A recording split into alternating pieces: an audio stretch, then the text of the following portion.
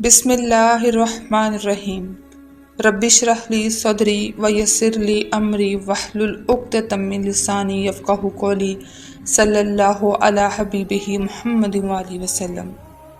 السلام علیکم ورحمۃ اللہ وبرکاتہ۔ حدیث مبارکہ صلی اللہ علیہ وآلہ وسلم ہے۔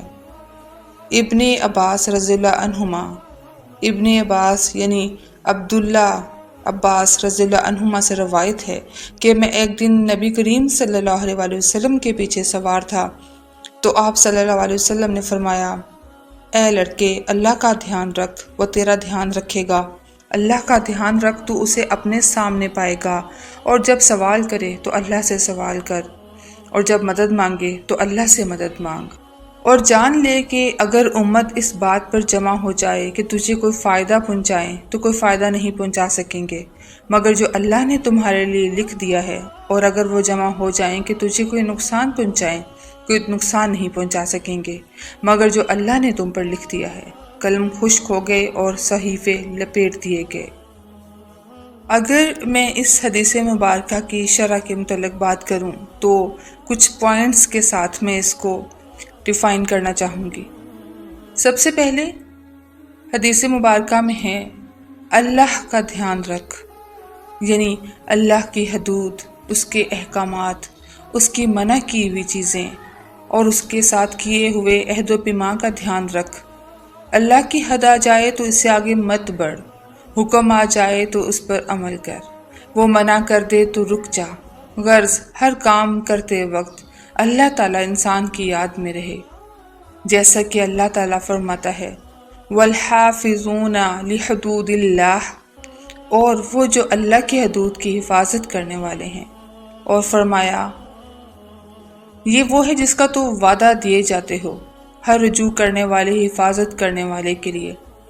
اہل علم نے یہاں حفیظ کا مطلب بیان فرمایا اللہ کے احکام کی حفاظت کرنے والا، اور بعض نے فرمایا اپنے گناہوں کا دھیان رکھنے والا، یعنی اگر کوئی گناہ ہو جائے تو فوراً پلٹ آتا ہے۔ دوسرا پوائنٹ اس حدیث مبارکہ کا، وہ تیرا دھیان رکھے گا، جس طرح فرمایا فَاذْكُرُونِي أَذْكُرْكُمْ، تم مجھے یاد کرو میں تمہیں یاد کروں گا۔ اللہ تعالیٰ بندے کا دھیان دنیا کے معاملے میں بھی رکھتا ہے اور آخرت میں بھی۔ دنیا میں اسے اس کے جسم میں، اہل و عیال میں اور مال و اولاد میں عافیت دیتا ہے۔ فرشتے ہر تکلیف دہ چیز سے اس کی حفاظت کرتے ہیں، جیسے کہ سورۃ الرعد میں فرماتا ہے اللہ رب العزت اس کے لیے باری باری حفاظت کے لیے آنے والے ہیں، اس کے آگے اور اس کے پیچھے، جو اللہ کے حکم سے اس کی حفاظت کرتے ہیں۔ سبحان اللہ۔ آخرت کے معاملے میں اللہ تعالیٰ بندے کے دین و ایمان کی حفاظت رکھتا ہے، اسے گمراہ کن خواہشات و نظریات و اعمال سے محفوظ رکھتا ہے، اسے ایمان کی حالت میں موت دیتا ہے۔ حقیقت یہ ہے کہ ہمیں اللہ تعالیٰ کی حفاظت کا پورا ادراک ہو ہی نہیں سکتا کہ وہ کس طرح ہماری حفاظت فرما رہا ہے۔ الحمدللہ۔ تیسرا پوائنٹ، تو اسے اپنے سامنے پائے گا۔ جب بندہ اللہ تعالیٰ کو یاد رکھتا ہے، اس کے احکام کی اطاعت اور اس کے حدود کی حفاظت کرتا ہے، تو وہ اللہ تعالیٰ کو اپنے سامنے پاتا ہے۔ اسے محسوس ہوتا ہے کہ اللہ ہر وقت میرے ساتھ ہے، اس کی مدد ہر وقت اس کے شامل حال ہوتی ہے۔ ویسے تو اللہ تعالیٰ ہر بندے کے ساتھ ہی ہے، جیسے کہ فرمایا وَهُوَ مَعَكُمْ أَيْنَمَا كُنْتُمْ وَاللَّهُ بِمَا تَعْمَلُونَ بَصِيرٌ، اور وہ تمہارے ساتھ ہے، تم جہاں کہیں بھی ہو، اللہ تعالیٰ اس کو دیکھنے والا ہے جو تم کرتے ہو۔ مگر یہ خاص معیت ہے، خاص ساتھ ہے جو اللہ کو یاد رکھنے والوں کو حاصل ہوتی ہے۔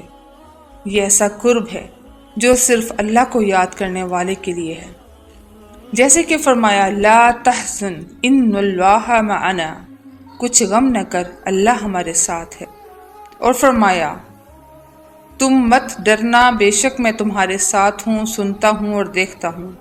اس معیت، اس ساتھ، اس قرب سے مراد خاص حفاظت اور کامیابی و نصرت ہے۔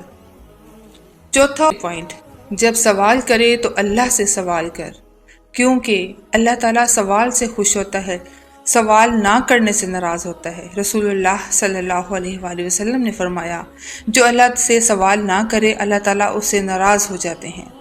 اس کے برعکس بندوں سے مانگیں تو وہ ناراض ہوتے ہیں۔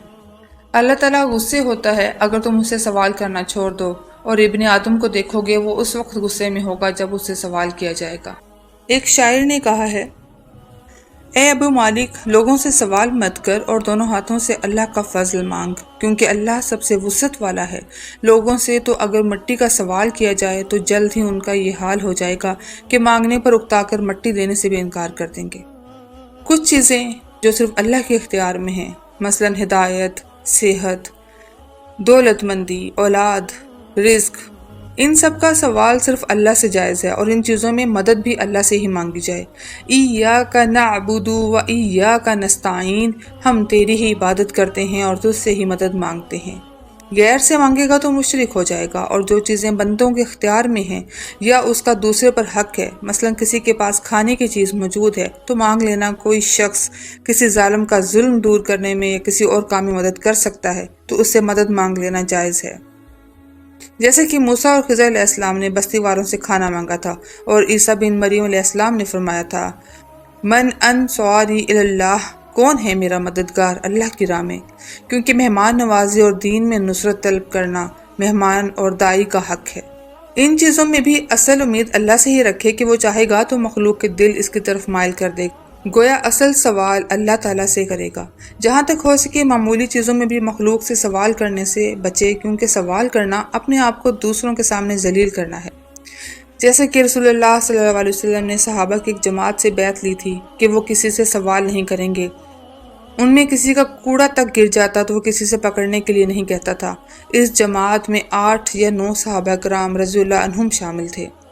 جب مدد مانگے تو اللہ سے مانگ، یہ چھٹا پوائنٹ ہے، کیونکہ اگر اللہ مدد نہ کرے تو کوئی کام بھی نہیں ہو سکتا، نہ اللہ کی بندگی نہ دنیا کا کوئی کام۔ رسول اللہ صلی اللہ علیہ وسلم نے معاذ رضی اللہ عنہ کو ہر نماز کے بعد یہ دعا پڑھنے کی تلقین فرمائی، ربی اعنی علی ذکرک و شکرک و حسن عباداتک، اے اللہ اپنی یاد پر، اپنے شکر پر اور اپنی اچھی عبادت پر میری مدد فرما۔ اور یعقوب علیہ السلام نے اپنے بیٹوں سے فرمایا تھا، واللہ المستعان علی ما تصفون، جو تم بیان کرتے ہو اس پر اللہ ہی مددگار ہے۔ اس حدیث مبارکہ میں 4 وصیتیں کی گئی ہیں۔ ان کا یہ مطلب ہرگز نہیں ہے کہ دنیا کے اسباب سے قطع تعلق کر لے، کیونکہ یہ بھی اللہ سے سوال اور اس سے مدد میں شامل ہے۔ جو شخص ان ذرائع سے رزق طلب کرے جو اللہ نے مقرر فرمائے ہیں تو اگر مل جائے تو اللہ ہی کی طرف سے ہے، نہ ملے تو وہ بھی اس کی مرضی سے ہے۔ خلاصہ یہ ہے کہ اصل بھروسہ اور امید صرف اللہ سے ہونی چاہیے۔ تو معلوم ہوا کہ اللہ کے فیصلہ کو کوئی نہیں بدل سکتا۔ اللہ کے سوا کسی سے مدد مانگنا شرک ہے۔ نفع و نقصان کا مالک صرف اللہ ہے۔ بندہ اگر اللہ کی طرف متوجہ رہے تو اللہ اپنے اس بندے کا خیال رکھتا ہے۔ اچھا پیغام، اچھی بات دوسروں تک پہنچانا صدقہ جاریہ ہے۔ جزاک اللہ خیر۔